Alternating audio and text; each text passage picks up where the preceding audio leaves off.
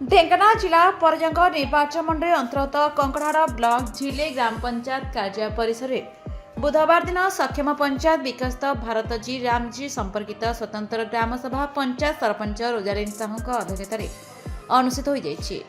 Block APO अरूप महांती एवं एई शुभम कुमार सिंह नेतृत्व में हो जाइଥିବା कार्यक्रम में नोडाल अधिकारी पंचायत निर्वाही अधिकारी Utsav Sethi ADO Kandicharan Parida MBK Sasmita Sahu CRP Pratima Sahu Snehalata Mahalik Pratibha Barik एवं प्रभा साहू प्रमुख सहयोग में ग्राम सभा बैठक सुचारूपे परिचालित होता।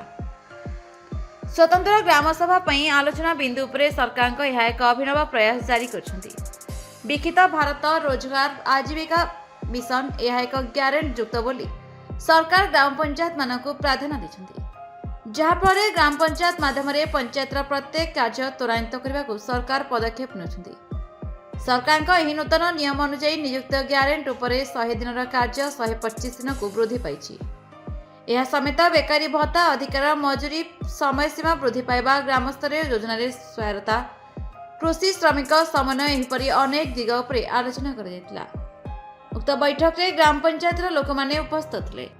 Bureau report express Odisha.